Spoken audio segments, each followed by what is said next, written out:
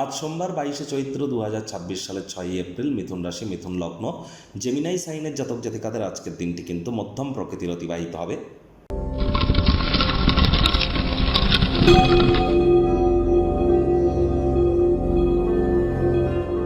ভিডিওটির শুরুতেই স্ক্রিনে আপনারা দেখতে পাচ্ছেন নবগ্রহ বীজমন্ত্র।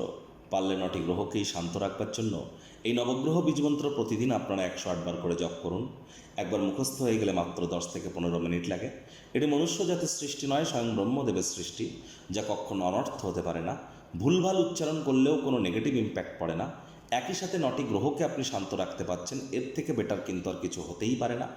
যে ব্যক্তি রেগুলার 108 বার নবগ্রহ বীজমন্ত্র জপ করে, আমি 100% গ্যারেন্টি দিয়ে বলতে পারি 6 মাস পর সে ব্যক্তির কিন্তু পুনর্জন্ম হয়ে থাকে।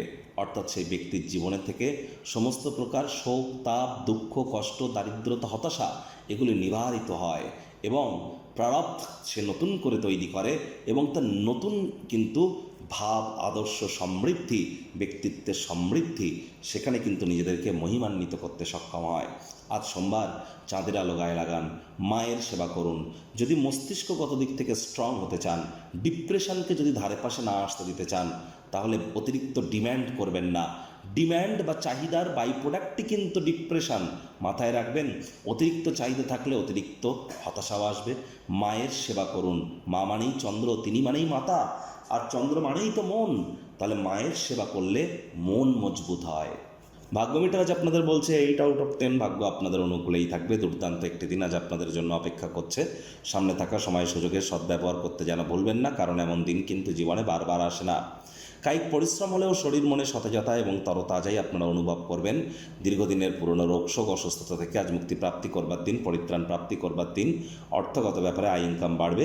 বিবাহিত হয়ে থাকলে শ্বশুর শাশুড়ির তরফ থেকে আর্থিক সুযোগ সুবিধা অর্জন করতেই পারেন। নতুন উদ্যোগ, পরিকল্পনা, নির্মাণ কার্যের শুরুয়াত করা যেতেই পারে। মনে ক্রিয়া করা নতুন টাকা পয়সা রোজগারের ধান্দাগুলির সুযোগ গ্রহণ করুন।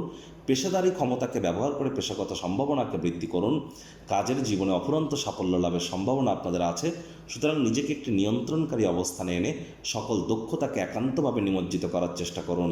আজ চাকরিজীবীরা যোগ্য কর্মচারী হয়ে থাকলে প্রমোশন, পদোন্নতি, স্যালারি ইনক্রিমেন্ট হতেই পারে, অথবা প্রশংসার পাত্রপাত্রী কিন্তু আপনারা হতেই পারেন। রাজনীতিবিদ যারা আছেন, জনসংযোগ বৃদ্ধি করুন, কারণ আজ আপনাদের সমাজে দাবদাবা, প্রভাব, প্রতিপত্তি, খ্যাতি এগুলি বাড়বে। শিক্ষার্থী বিদ্যার্থীরা যে কোনো প্রকার পরীক্ষা প্রতিযোগিতায় সফলতা প্রাপ্তি করবেন। উচ্চশিক্ষার জন্য যারা বিদেশ যাত্রার কথা ভাবছিলেন, ভাগ্যদেবীও আজ আপনাদের পক্ষেই আছেন।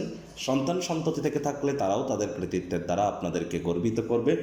হাউস ওয়াইফদের জন্য দিনটি এক প্রকার বেশ। প্রেমিক প্রেমিকা, স্বামী স্ত্রী দিনটিকে যতটা সম্ভব রোম্যান্টিক করে তোলা যায় সেই প্রচেষ্টাই তো আপনাদের জারি রাখা উচিত।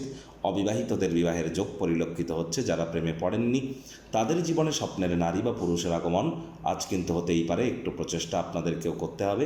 শত্রুপক্ষ, বিরোধী পক্ষ আজ খুব একটি শক্তিশালী থাকছে না। পরিবার পরিজনদের সাথে ভাব ভালোবাসা বাড়বে। গৃহের পরিবেশ শান্তিপূর্ণ, নির্ঝঞ্ঝাট পরিগণিত হবে।